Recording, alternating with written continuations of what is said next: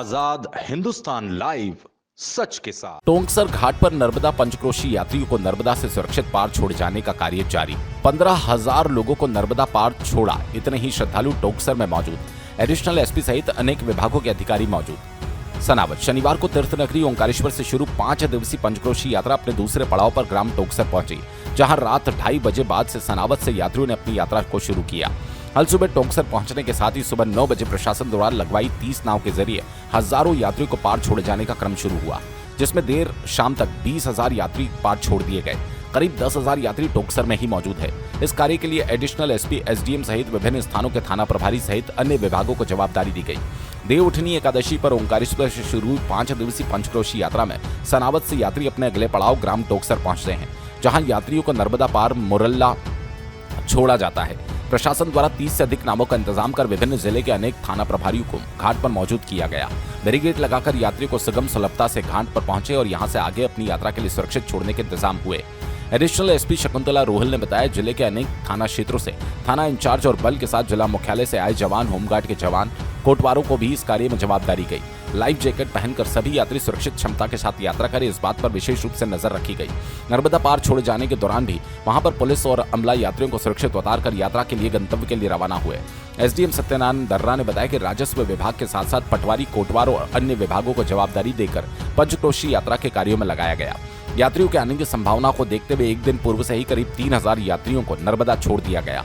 रविवार सुबह 9 बजे लगातार नाव के जरिए यात्रियों को पार छोड़ा जा रहा है। किसी प्रकार की घटना दुर्घटना देखते हुए आपातकालीन नाव के इंतजाम थे। यात्रियों को लेकर जाने के दौरान सुरक्षा घेरा बनाकर सभी नावों को सुरक्षित पार उतार दिया गया। स्वास्थ्य विभाग द्वारा बॉक्सर और विभिन्न स्थानों पर कैंप लगाकर नर्मदा घाट पर हमला मौजूद रखकर किसी भी तरह की स्थिति आवश्यकता पड़ने पर तत्काल सेवा के लिए तैनात किया गया। इस दौरान एसडीओपी अर्चना रावत, तहसीलदार केसिया सोलंकी, टीआईआरएस ठाकुर, कृषि विस्तार अधिकारी बीएस सेंगर सहित विभिन्न स्थानों के बल और स्वास्थ्य विभाग, राजस्व के पटवारी, सचिव कोटवार, नगर सुरक्षा समिति के सदस्य और अन्य विभागों को जवाबदारी दी गई। सनावत से विवेक विद्यार्थी की रिपोर्ट। जैसा कि आपको पता है कि 5 दिन का जो यात्रा होती है, इसमें लगभग हमारा 30,000 का जो यात्री हमारा अनुमान रहता है। इसी के परिप्रेक्ष्य में हमारे यहाँ जो टोंकसर का ये घाट है, यहाँ पे नाव की व्यवस्था है, साथ ही साथ सुरक्षा के पूरे इंतजाम किए गए हैं। और जैसा कि आप भी देख पा रहे हैं, एडिशनल एसपी मैम पूरे यहाँ का मान संभाल रहे हैं सुरक्षा बल का, साथ में एसडीओपी विभिन्न थानों से प्रभारी हमारे टीआई साहिबान हैं और हमारे रेवेन्यू की टीम में पूरे पटवारी एवं कोटवार साथी लोग भी हैं।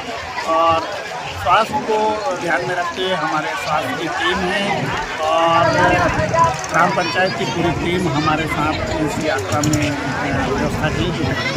ये पंचक्रोशी की यात्रा जो है कल से स्टार्ट हुई थी और करीब 5 दिन ये चलेगी।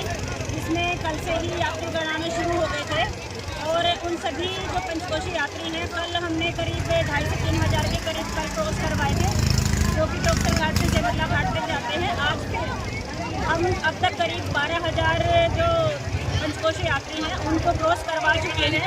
इसके लिए माकूल सुरक्षा व्यवस्था की गई है, जिसमें पूरे ज़िले से बल लगाया गया है। इसके अलावा होमगार्ड का भी बल है हमारे पास। इसके अलावा डीजी रिजर्व और डीजी रिजर्व लगा हुआ है। पूरे रेवेन्यू के इंसाफ से लेके इनके नीचे पटवारी, ग्राम पंचायत के सचिव हैं और ग्राम पंचायत सरपंच वगैरह सभी का हमें पूर्ण सहयोग मिलेगा।